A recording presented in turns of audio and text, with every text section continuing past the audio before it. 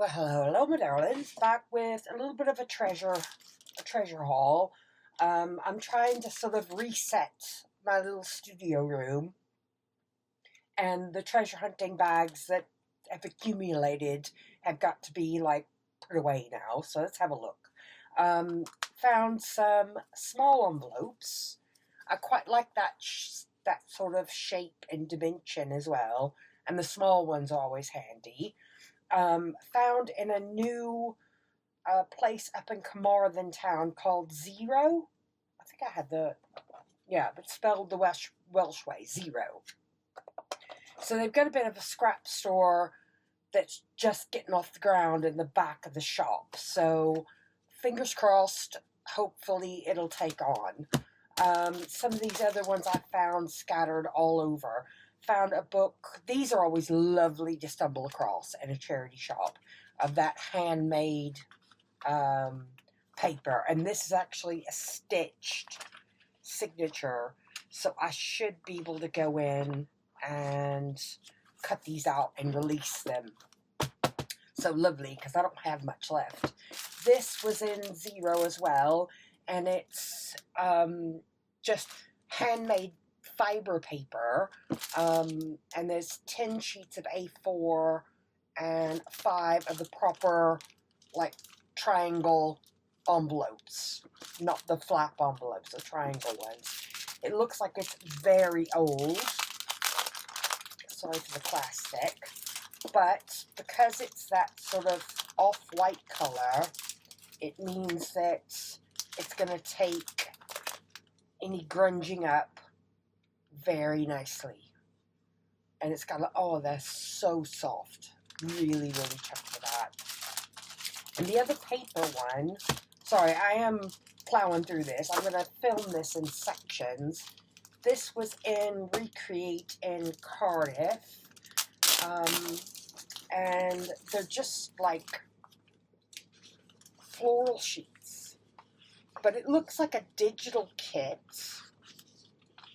to me that somebody has printed out ages ago. I don't recognize it. Is there anything on there? Oh, it's porch prints. I've heard of them.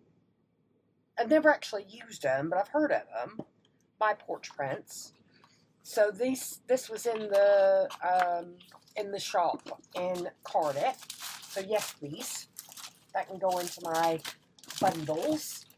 So I'm going to go on to books next. Give me a tick. And you can see I've had some more Ediths. I've had 2 more Ediths. These aren't first editions.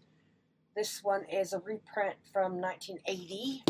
And I think this one is from a year or so before 1979. So 1979 to 1980, they're all in like exceptionally good. You know, there's no damage or anything on them. It's a bit of dust, discoloring around the edges. So I'm probably going to earmark one of these to do an altered version, like Jez has been working on after my first Edith that I've not long finished. This one was an interesting one.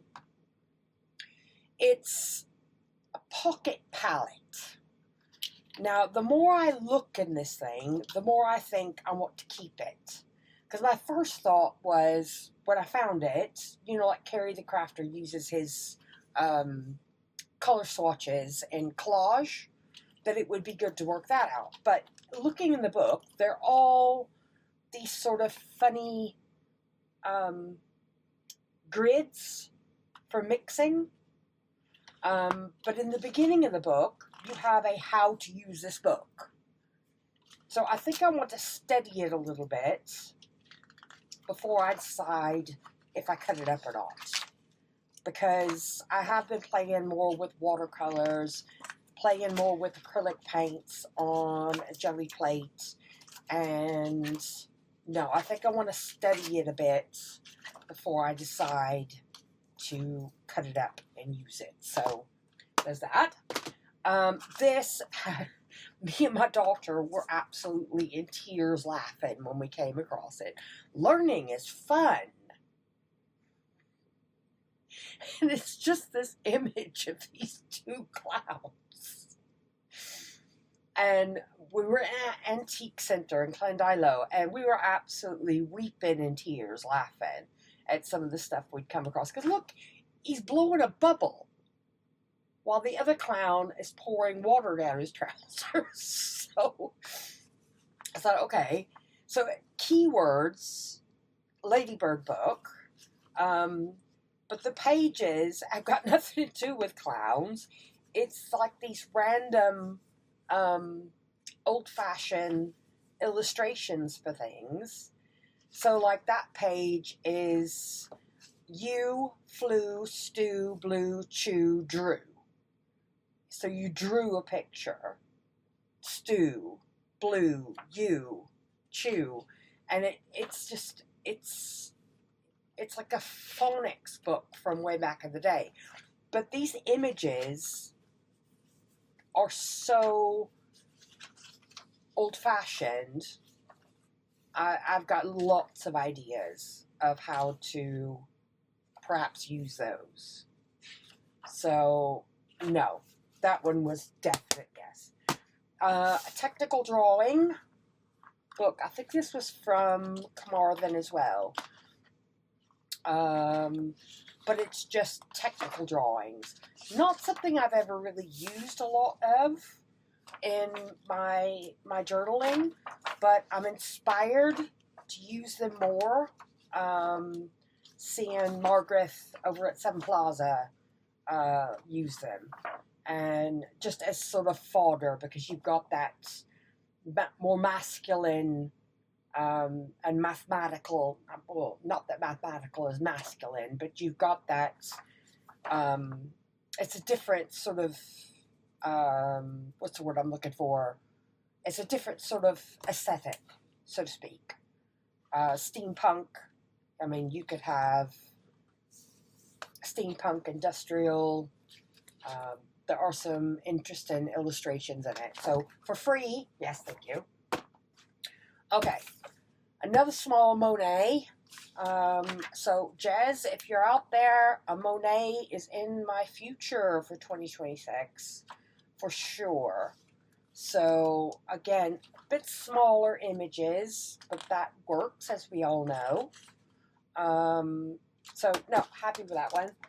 This one, I ummed and awed about. I hope it's on camera. The Encyclopedia of Ornament. And it was a bit of a puzzle. So, ornament as in any ornamentation like ever across the whole earth. So, there's plates through here and explanations. So you've got your sort of plates through here, or explanations and etchings, but they sort of cover the whole globe, if that makes sense. There's Middle Eastern, there's Chinese, there's Japanese, there's European, there's just every sort of Eastern, Western corner of the earth, documentations for different types of ornamentation that can be found. And then you have, after all the explanation, you have all of the plates. So these are all full color plates of different types of ornamentation that's been found through history from all over the world. And it is just chock-a-block. Indian, Persian, Chinese, Arabic, Byzantine,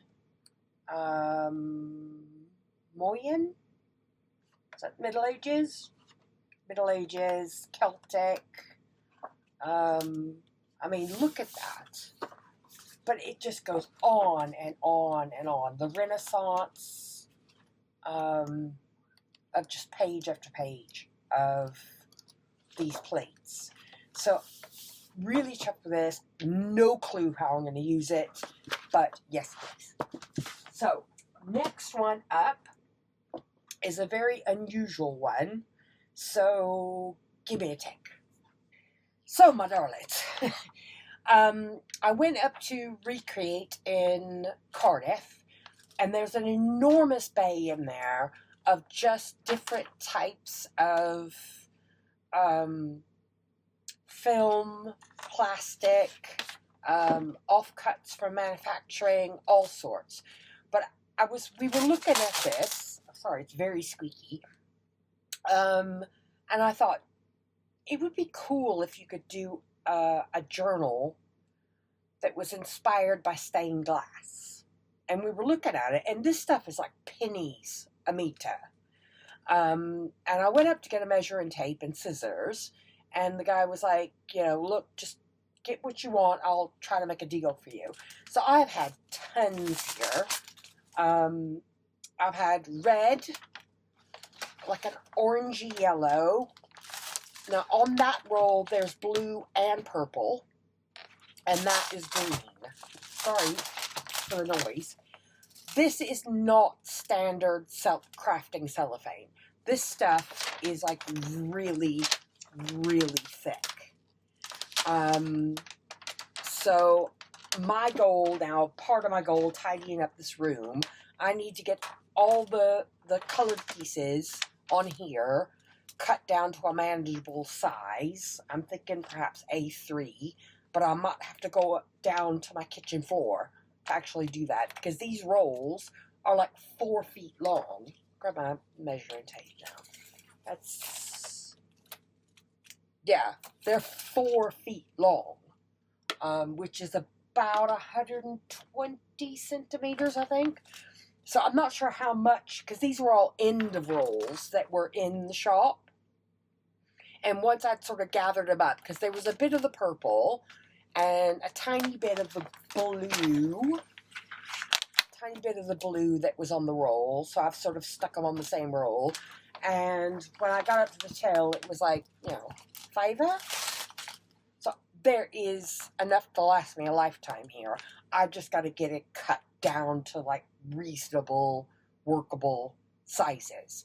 Because the lady who was with me shopping that day as well, we've been looking at stained glass hacks.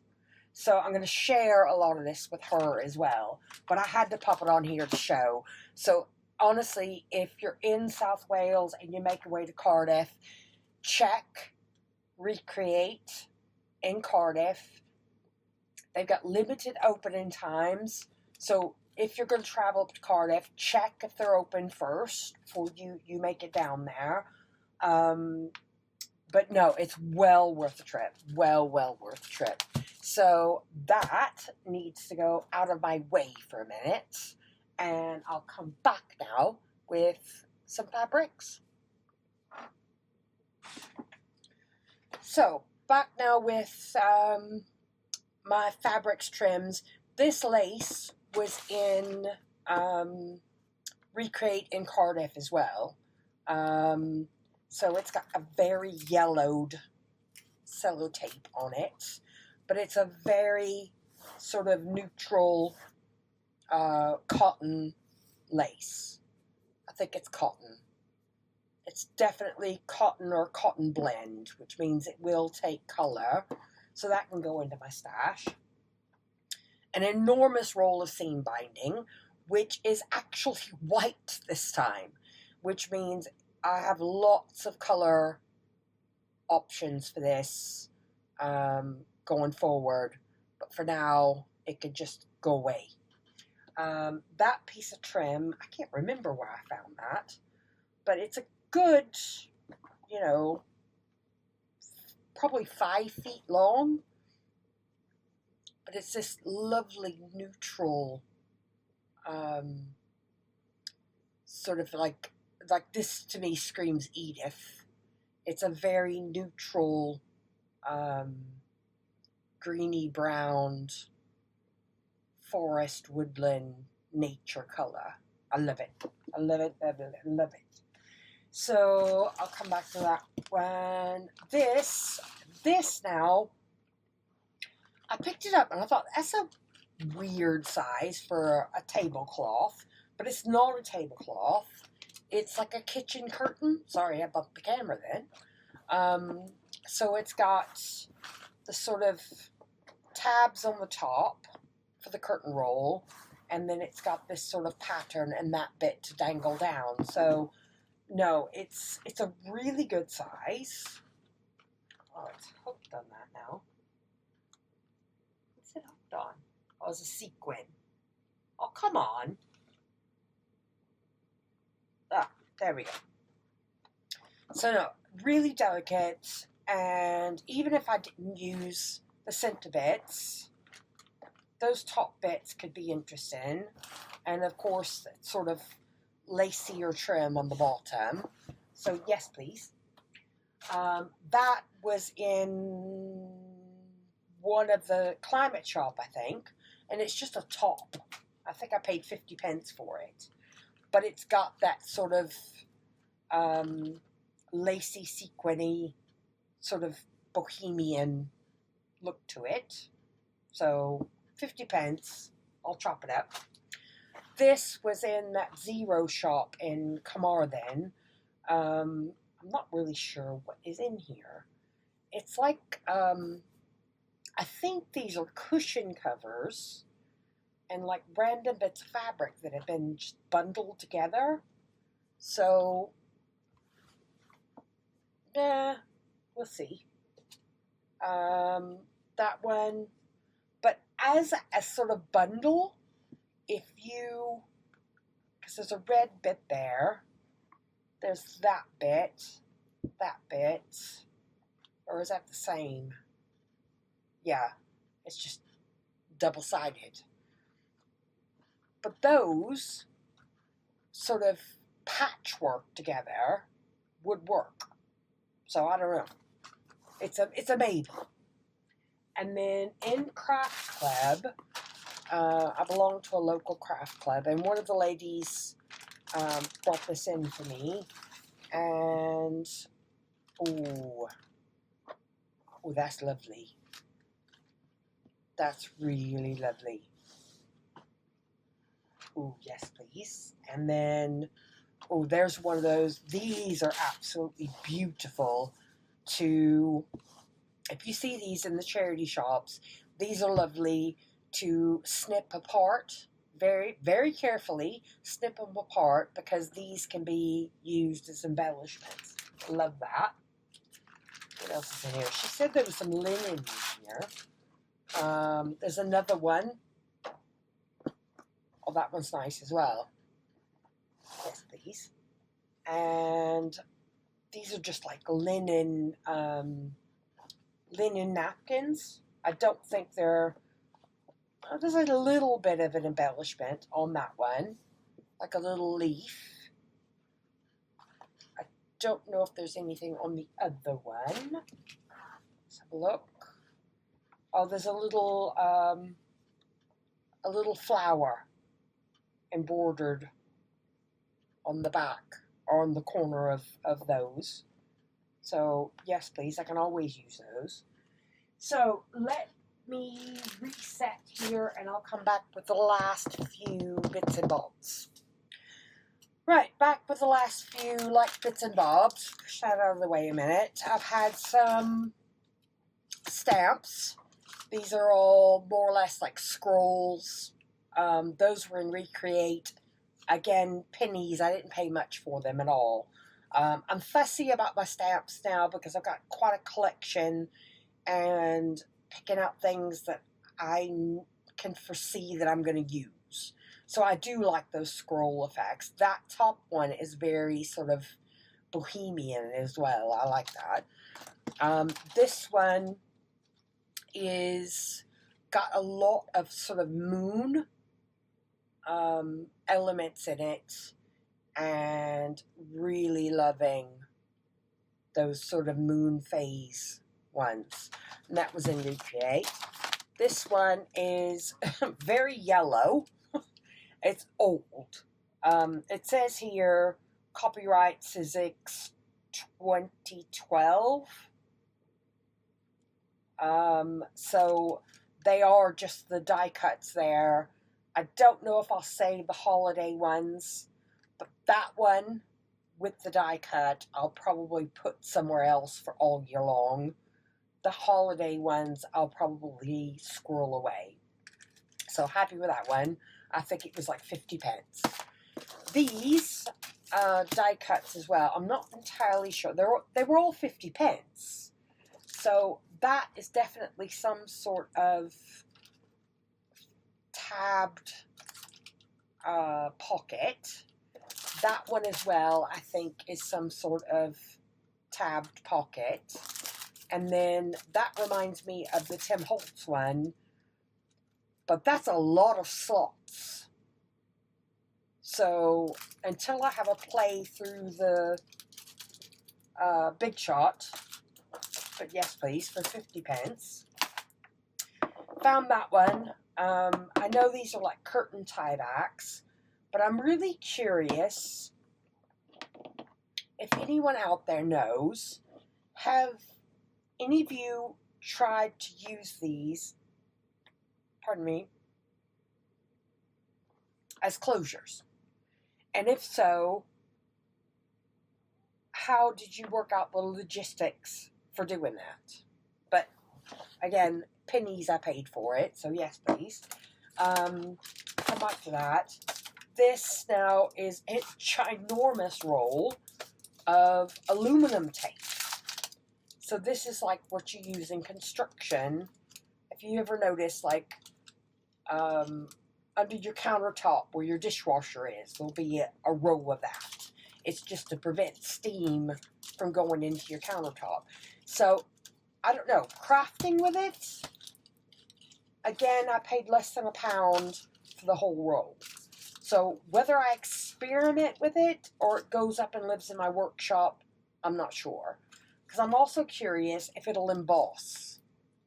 If you can emboss it through the machine. But, nope, happy days. An X-Cut Easy Eyelet Setter. I paid £1 for it. I'm not convinced that it's better than the hammer tool or the crocodile. But please, please, please, if you are out there, have you used this before? And is it worth the bother? Now, it does have that extra size in it. So you've got your regular size, your regular 2 sizes that you can use on the crocodile, but it also has a setting for an even smaller one, which has got me curious. So, anybody? Advice? Opinions? Please? Found me a palette here. And I quite like the size and the shape of it and the compartment. Because up to now with my watercolors, I've been using the smaller, cheapy ones from the Works. So I'm pleased with that one for £1. These, straight up Seven Plaza inspired. I've never come across these in the wild before in the charity shops. But I found this one, I think, in Recreate in Cardiff. And they're the file sort of suspension clips. So I have to revisit Seven Plaza's channel and look for some ideas on how to use these. Because I've never come across them before. Not down here anyway. So there we go, that pack. And the last bit of treasure. These, I found these up in Clondilo. And they're all national identity cards for different people. So they're from all over the UK. All with handwritten sort of addresses and things in there. And I was so chuffed to come across these. These are going to make... Ooh, there's a letter in that one. Daphne Ridgewell from Essex. There's a letter. My dearest, we've had so much more. Oh, that's lush. Oh, we'll come back to that. But yeah, these I do like to work with some antique ephemera and some of my personal journals. But these are all sort of national registry cards. That one is a saving certificate book. It's empty. There's no like stamps or anything in there. What's that? Oh, the holder's card. J. Ridgewell. So hopefully I can find some similarities with some of the names. And I try to tie the ephemera in together to try to create a story if I'm making a personal journal. This is a Rent book from 1918. Someone's drawn over the 8 with a pencil to be 1919. And there's the rent amounts they've paid. So no, I was so over the moon with these. These are going into my little antique ephemera box for future play. So that's all for me now. I am going to be setting off on a little bit of a craft room rejig and rethink for the month of January, and trying to think what's working, what's not working, what is absolutely doing my head in, and where am I wasting sort of space here and my workspace. But I hope to bring you along for the journey. I can't promise anything, but anyhow, that's my craft haul for now. Any thoughts, suggestions? Please leave me a comment and a like. Subscribe if you're not subscribed. And I hope you all have a very, very lovely Christmas. So, from me, Faith, from Faith and Grits, bye for now.